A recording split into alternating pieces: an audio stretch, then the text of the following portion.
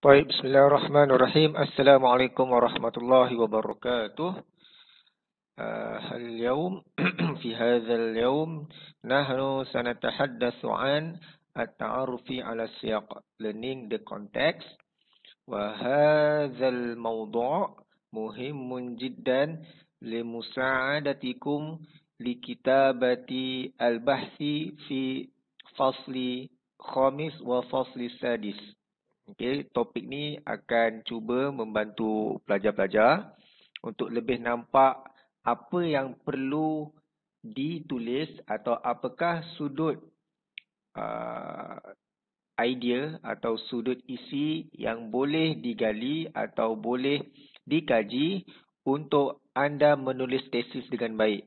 Okey, kerana untuk menulis tesis atau final year project FYP, anda perlu fokus dan anda perlu tahu titik mana yang perlu anda fokus dan sudut mana yang perlu anda tumpukan untuk menghasilkan penulisan tesis yang baik.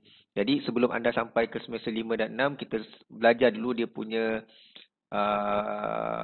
prinsip atau dia punya pengenalan untuk memudahkan anda bila sampai semester 5 6 nanti nak menulis tesis dengan mudah. Okey. Bismillahirrahmanirrahim. Assalamualaikum warahmatullahi wabarakatuh. Al-yawm nahnu sanunaqishu an at-ta'arrufi 'ala siyaq. Okey. Learning the concept.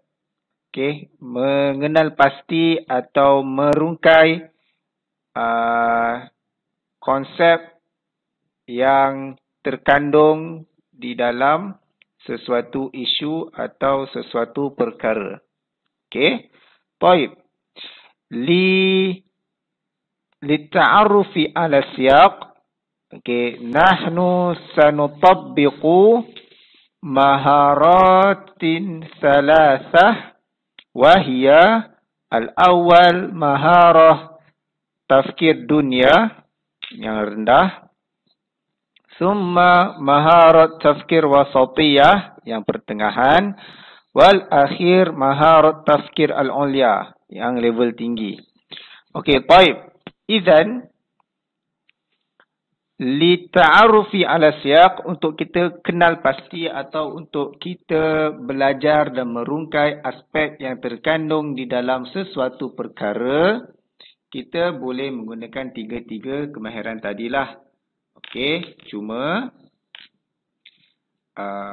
idza tabbaqna, idza tabbaqna kalau kita guna pakai atau idza istakhdamna maharat tafkir dunia.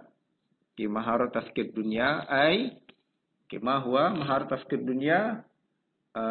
Laha tariqatan atau laha usluban. Dia ada dua teknik atau dua cara. Al-awwal at-tazakkur wa i'adah siyarah harfian, iaitu mengulang balik je lah. Okey, idza tabaqna hadhil maharah fala yumkinuna an nahsula ala siyaq bi sifatin amiqah wa daqiqah. Kalau kita hanya gunakan kemahiran dunia ni, iaitu sebut-sebut atau sekadar mengulang, dan juga wa fi nafsil waqt nahnu faqat natrahu as'ilah mughlaqah. Kita hanya bagi soalan-soalan simple macam ya ke, macam hal. Okey, hal hadhil mawdu' atau hal hadzal mawdu' sahih atau hal hadzal mawdu' maqbul. Adakah topik ini atau tajuk ini diterima? Okey, hadzanil halan atau hatanil tariqatan, dua teknik ni kita tak boleh nak rungkai aspek tu dengan secara mendalam lah, kerana kita tak pergi dalam, kita hanya ada pada surface, kita hanya menyebut atau mengkaji secara permukaan. Okey, ana muwafiq, hadza sahih faqat. Okey, kita just kata okey saya setujulah benda ni betul. Okey, kita tengok atau kita baca tajuk tu atau kita melihat sesuatu perkara tu, kita just beritahu okey aku setujulah benda ni betul. Atau kita just bertanya as'ilah mughlaqah, adakah benda ni sesuai? Okey, tak sesuai lah. Macam tu je jawapan dia. Atau adakah benda ni berbaloi untuk kita? Ya, berbaloi. Cukup. Itu adalah kemahiran berfikir dunia atau yang basic, dan dia tidak mencapai at-ta'aruf ila syak, dia tidak mencapai kepada kemahiran untuk berfikir, kemahiran atau kita panggil mengenal pasti aspek yang sebenar terkandung di sebalik sesuatu perkara atau sesuatu isu. Okey, kemudian al-an nahnu nazhab ila maharat tafkir wasatiyah. Okey, kemahiran berfikir tengah, pertengahan yang sederhana, iaitu natrahu as'ilatan maftuhatan. Kita melontarkan soalan-soalan terbuka. Okey, kama naqashna an hadhil asya' atau hadhil umur, perkara ni as'ilah maftuhah. As'ilah maftuhah tab'an laha nau'an. Dia ada dua jenis. Soalan terbuka yang memang terbuka atau soalan terbuka dan tertutup. Maksud saya soalan terbuka dan tertutup ni kita dah tahu jawapan dia dan kita hanya mengulang sahajalah. Contoh, siapakah Perdana Menteri Malaysia? Perdana Menteri Malaysia Tan Sri Muhyiddin Yassin. Itu ada soalan terbuka siapa, tapi jawapan dia tertutup. Sebab kita ada senarai orang-orang tertentu lah. Maksud saya kalau sekarang ni Tan Sri Hishamuddin Tun Hussein. Tan Sri Muhyiddin Yassin. Minta maaf. Tan Sri Muhyiddin Yassin. Sebelum ni Tun Dr. Mahathir Mohamad. Sebelum tu lagi Datuk Seri Najib Razak dan seterusnya lah. Itu soalan terbuka tetapi jawapan dia tertutup. Dia ada jenis soalan terbuka dan terbuka, iaitu contoh, bagaimanakah contoh mahasiswa boleh mengharungi pandemik ini sebagai pelajar universiti dengan jati diri yang bermotivasi tinggi. Contoh, itu soalan terbuka dan dia punya jawapan pun terbuka. Tapi itu bukan dari kategori yang terbuka dan tertutup. Itu adalah kategori terbuka dan terbuka. Okay, al-an ana mazaltu fi maharati tafkir wasatiyah. Saya masih lagi di kemahiran berfikir secara sederhana. Okey, yumkinuna tatbiqu uslubain atau tariqatain, dua cara atau dua teknik. Awalan natrah as'ilah maftuhah. Okey, kita melontarkan soalan terbuka kepada sesuatu isu atau sesuatu perkara. Wa tariqah tsaniyah nahnu nuakkidu syai'an, kita ada stand kita sendiri, kita percaya atau kita berpegang kepada hujah kita sendiri, ma'a hujaj atau ma'a dalil atau ma'a burhan, berserta dengan bukti atau berserta dengan hujah kita atau berserta dengan kita punya faktor-faktor yang kuatlah. Okey, masalan ana muwafiq UiTM jami'ah masyhurah lianna, okey, saya percaya universiti UiTM ni adalah universiti yang popular kerana kita ada hujah-hujah kita sendiri.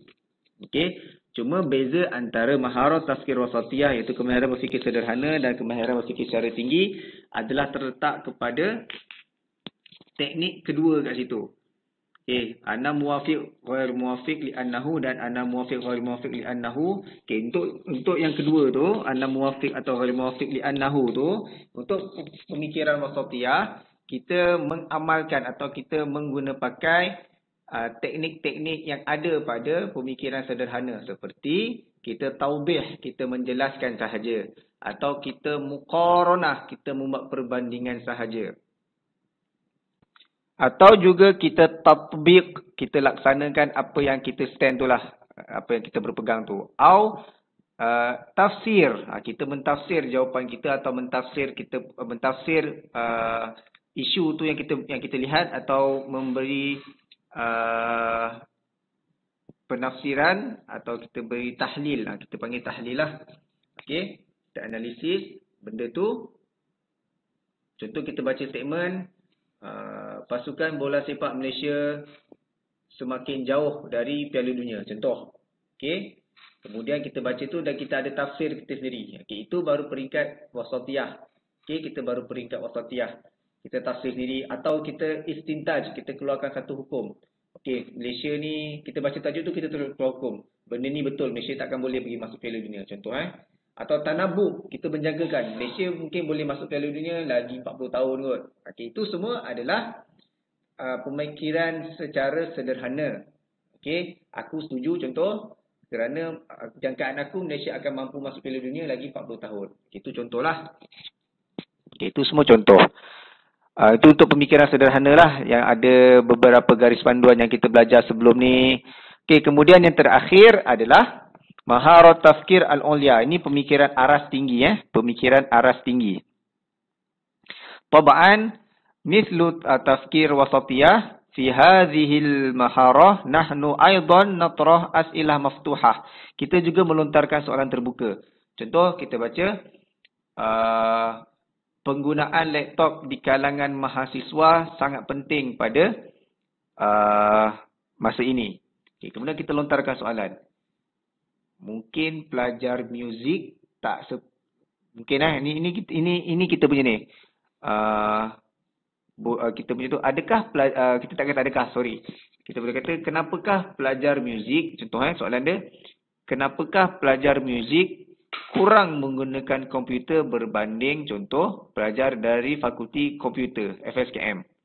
Okay, itu soalan terbuka lah. Atau bagaimanakah pelajar bidang bahasa mampu memanfaatkan penggunaan laptop ni semaksimum mungkin. Okay, sebab bahasa pada dasarnya kurang terlibat dengan teknologi atau komputer. Cuma kita lontarkan soalan tu untuk kita kaitkan antara bahasa dan juga laptop atau bahasa dan teknologi. Sebab tu ada beberapa subjek yang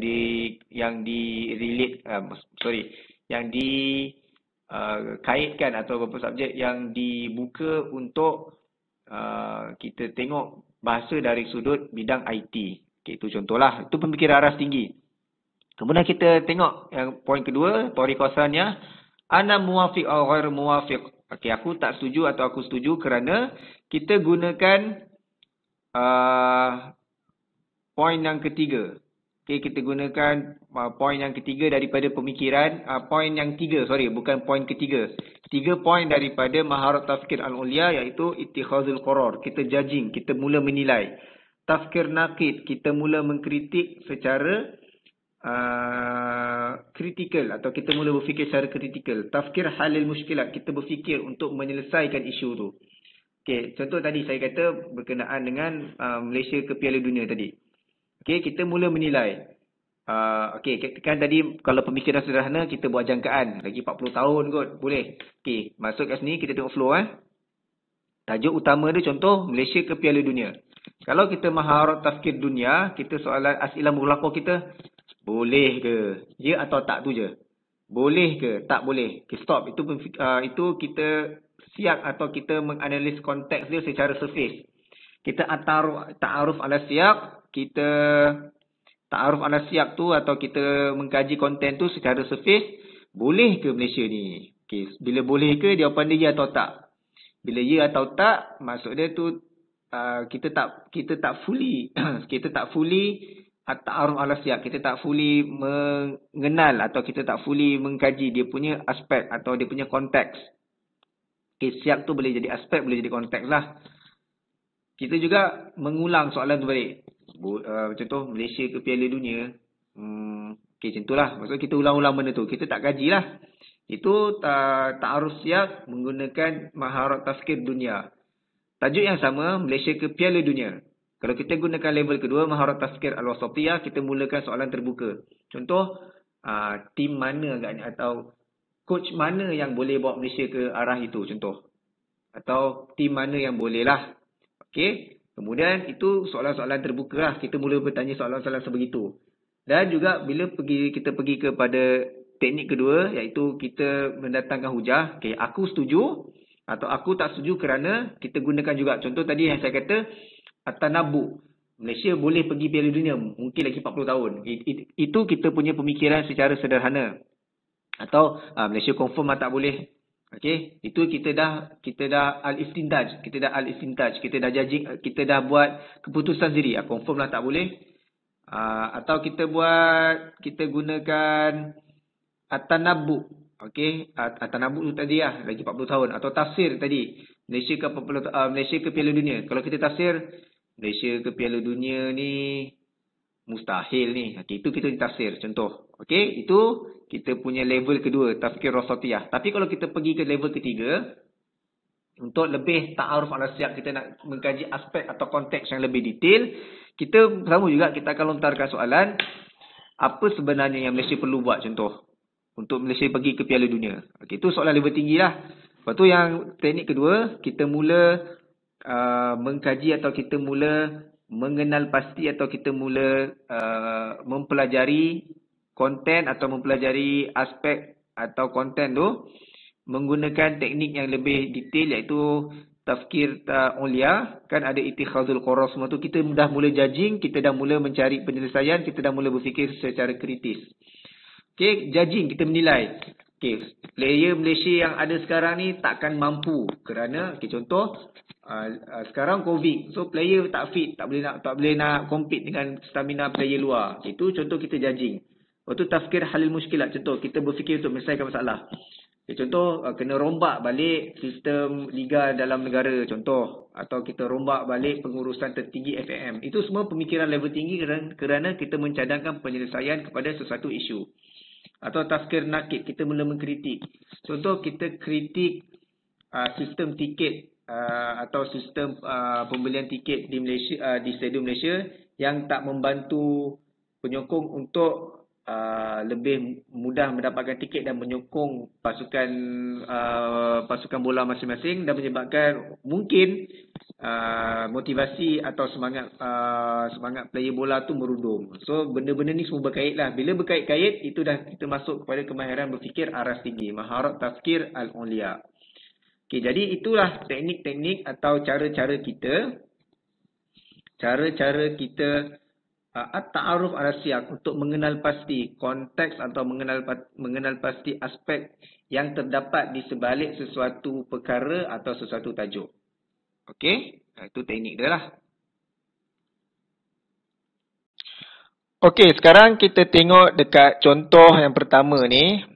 Okey, arahan dia safis suwar bi'ibarat min wijhati nazarik. Okey, gambarkan atau ceritakan tentang gambar ni menggunakan sudut pandangan kamu sendiri. Okey, bagaimana nak mengenal pasti dari sudut pandangan? Kita tengoklah 3 teknik ni. Okey, jadi jelas sekali kita tak gunakan maharat tafkir dunia lah. Kalau maharat tafkir dunia, kita just contoh baca Common Core Path to 21st Century Success. Okey lah tajuk ni, macam tu je. Okey, teknik-teknik yang dicadangkan ni semua berguna lah. Okey lah. Okey, tu je lah. Sebab kita hanya ulang. Kita ulang, lepas tu kita setuju tak setuju. Tu je lah. Okay, sekarang kita pindah pada maharat tafkir wasatiyah. Okay, bila kita tengok ni, Common Core Path to 21st Century Success, kita akan mula membaca satu persatu lah teknik-teknik yang dicadangkan ni. Okay, kita akan tengok 21st Century College and Career Skills. Apa yang dikatakan, 3 top skills students will need to for college and career success in 21st century. Dia kata adaptive problem solving, collaborative communication dan digital fluency. Okay, kita akan tengok. So kita akan kata okay, adaptive problem solving ni penting. Okay, kita akan kata penting. Contoh, kita guna ahli sintaj. Kita terus bagi judging. Yalah, sebab sekarang ni masalah semakin lama semakin bertambah. Okay, semakin lama hari, teknologi semakin maju. So, teknologi semakin maju, akan ada masalah-masalah yang berbangkit. Jadi, benda ni penting lah. Okay, itu kita punya istintaj. Atau collaborative communication. Contoh kita buat tanabuk pula. Kita baca ni, betul lah. Kalau kita nak lebih berjaya, kita kena ada communicate dengan lebih ramai orang. Okay? Kita kena menjangkaui keluar negara. Bersifat international, bersifat alamiah, berbentuk international. Itu adalah berbentuk tanabuk. Kita bersetuju, tapi kita punya hujah berbentuk pemikiran sederhana lah. Atau bawah sekali, digital fluency. Okay, tech savvy. Betul kita tahlil. Benda ni betul penting. Sebab dunia semakin hari semakin berkembang dan teknologi tu makin lama makin berkembang. So untuk lebih berjaya, kita kena seiring dengan perkembangan teknologi. Itu semua adalah kita berfikir secara pemikiran sederhana, kita baca poin satu persatu dan kita mendatangkan kita punya hujah atau kita datangkan kita punya contoh-contoh, bukan contoh, sorry. Hujah lah, burhan, dalil. Okay, kita datangkan kita punya hujah, burhan, dalil. Menggunakan teknik pemikiran sederhana, kita datangkan dalam bentuk tahlil. Kita analisis. Okay, itu pemikiran sederhana lah. Atau kita melontarkan soalan-soalan. Contoh, generasi mana yang terkesan dengan generasi atau bilakah Malaysia itu tinggi sangat. Itu dah mungkin tinggi sebab benda tu soalan di luar konteks ni. Bila soalan tu di luar konteks tajuk, itu dah jadi persoalan aras tinggi lah. Okay, maftuhah yang tinggi. Kalau maftuhah yang sederhana, kita masih lagi berkaitan dengan apa yang kita nampak dulu. Okay, contoh collaborative communication. Okay, apakah contoh itu kita kata apakah contoh yang berkait collaborative communication ni? Mungkin kita kata Facebook ke media massa and so on lah, LinkedIn ke Twitter and so on. Okay, itu masih lagi dalam konteks pemikiran wasatiyah. Okay, sekarang kita lompat kepada yang paling tinggi, maharat tafkir al-ulia. Kita lontarkan soalan yang tinggi dan kita mula menganalisis dengan teknik yang lebih tinggi. Contoh, kita baca contoh kat sini banyak cadangan versatile readers. Okey, versatile readers. Kemudian kita datangkan soalan, bagaimanakah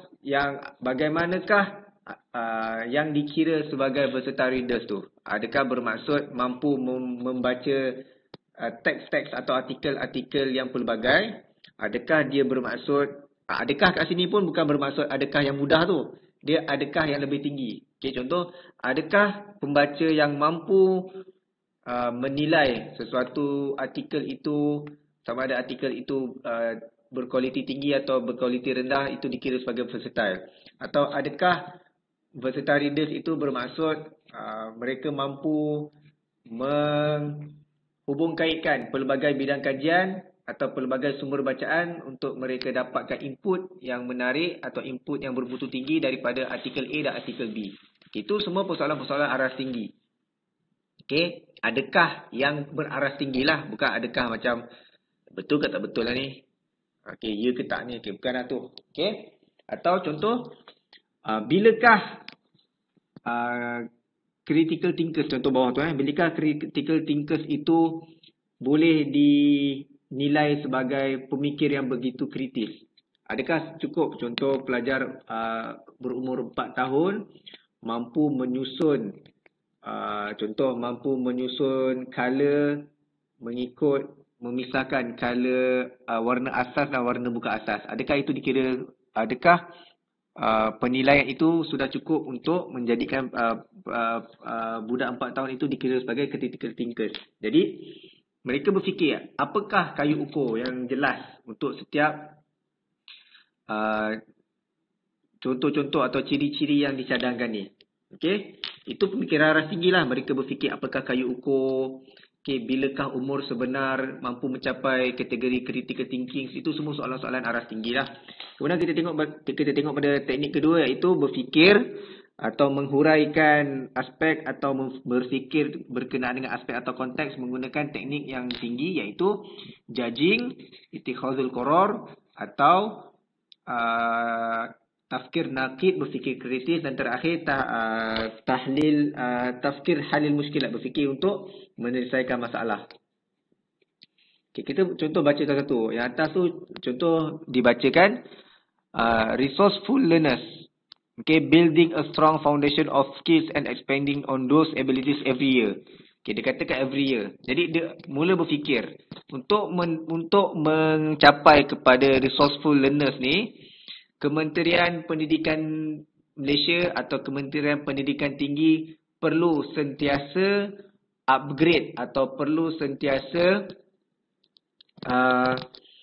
memperbaharui modul-modul yang bersesuaian dengan perkembangan teknologi. Contoh. Atau kita tengok poin atas tu, investigate explorers. Developing research skills and using technology to find solutions.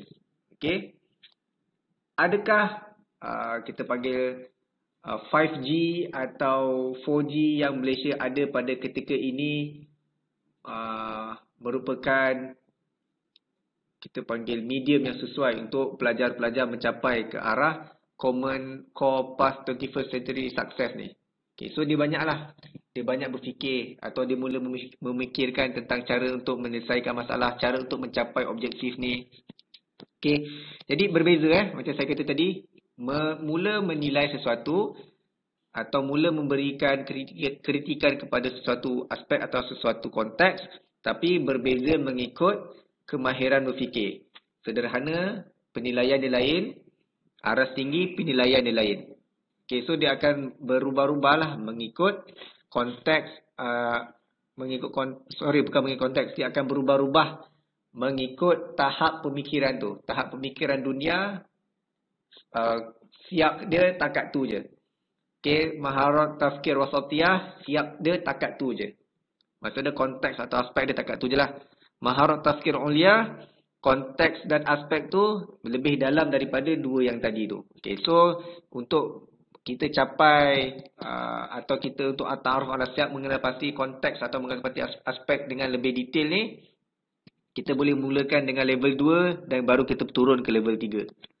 Okey, maksudnya kita mula dengan wasatiyah dulu baru kita pergi kepada yang tinggilah al-ulia tadi. Okey, ini contoh untuk common core lah yang saya bagi contoh berdasarkan gambar ni. Okey, so kita tengok satu persatu dan kita cuba rungkai menggunakan dua level tadi ni. Level wasatiyah apa dan level ulia apa. Itu dua cara ni membantu kita untuk at-ta'aruf ala siyak. Bantu pelajar untuk mengenal pasti konteks atau mengenal pasti aspek dengan lebih berkesan dan dengan lebih terperinci. Okey, kita tengok sekarang. Okey, al-an nahnu nanzur ila surah thaniyah. Surah tushiru ila al-mabani al-aliyah fil Madinah. Okey. Bangunan-bangunan tinggi atau bangunan-bangunan yang padat lah di sebuah bandar. Okey, bila kita tengok ni, apakah sekarang kita lupakan terus maharat tafkir dunia ni. Kita terus lompat wasatiyah yang sederhana lah. Kita tengok soalan yang mungkin timbul. Ni aspek dia banyak konteks sekarang banyak. Okay, sekarang konteks apa yang kita nak fokus? Okay, konteks apa yang kita nak fokus? Dia berbeza dengan tadi. Tadi tu dia ada tajuk khusus dia. So kita fokus kepada tajuk lah. Sekarang ni dia adalah gambar semata. Okay, gambar semata. Jadi apakah yang kita nak fokus di sebalik konteks atau aspek yang ingin disampaikan di sebalik gambar ini? Okay, pelbagai lah. Pelbagai. Antaranya kita boleh bagi lontarkan soalan. Contoh, ini soalan terbuka sebab tu dipanggil kita nak mengenal pasti konteks. Dia adalah soalan terbuka. Dan daripada soalan terbuka itulah membawa kepada menjurus kepada apa yang kita nak dapatkan hasil atau apa yang kita nak dapat atau apakah outcome yang boleh kita congkir di sebalik gambar ni. Okey, contoh, saya bagi contoh, di sebalik gambar ni ada pelbagai aspek atau konteks yang kita boleh tengok. Pertama, pembangunan yang pesat. Bila kita berkata tentang pembangunan yang pesat, contoh, okey, soalan macam mana saya boleh berfikir berkaitan dengan pembangunan pesat? Kerana dalam kepala saya melontarkan soalan terbuka, berapa lamakah masa yang diperlukan untuk membangunkan sesebuah bandar sebegini rupa? Okey, kita tengok banyak bangunan tinggi. So dia berkaitan dengan pembangunan sebuah bandar. Okey, bila dia ada pembangunan sebuah bandar, itu aspek pertama lah, pembangunan bandar lah. Okey, pembinaan bangunan-bangunan tinggi dan perancangan bandar. Dia adalah aspek tu. Pembinaan bangunan tinggi dan perancangan bandar. Okey, itu bermaksud dari konteks pembinaan bangunan tinggi dan perancangan bandar. Jadi banyak aspek-aspek yang kita boleh congkil daripada perkara ini, iaitu perancangan bandar dan pembinaan bangunan-bangunan tinggi. Pertama, kita boleh berfikir dari sudut kita panggil apa kesediaan untuk berdepan dengan kemungkinan banjir. Okay, sebab bangunan-bangunan tinggi ni atau kepadatan bangunan macam ni boleh menjurus kepada masalah banjir seperti di Kuala Lumpur. Okay, bangunan-bangunan yang tinggi-tinggi dan sesak-sesak macam ni boleh juga menjurus ke arah masalah kesesakan lalu lintas. Okay, jadi dia semua aspek yang kita nak tunjulkan di sini adalah seolah-olah kita memfokus ke arah sudut negatif. Okay, sudut negatif bukanlah negatif itu bermaksud buruk. Cuma negatif di sini bermaksud kita menjurus ke arah kesan sampingan di sebalik pembangunan yang pesat ini. Iaitu perlu bersedia dari sudut kesesakan jalan raya, kepadatan penduduk, kemungkinan banjir kerana sistem perparitan yang perlu bersesuaian dengan kepadatan penduduk, dan lain-lain lagi lah. Saya bagi contoh lah. Nanti saya bagi semua kan, saya tak berfikir. Okay. Itu dari satu sudut. Okay. Kita tengok dari sudut perancangan bandar dan juga pembinaan bangunan-bangunan tinggi. Okay. Itu level 2 lah. Okay, level 2 kita tengok. Level 3. Okay, tadi kita dah ada masalah. Kita dah fikir masalah. Level 3. Kita berfikir cara nak menyelesaikan masalah. Okey, macam tadi, okey, saya rewind balik atau saya step back. Okey, saya take step back. Okey, saya undur balik.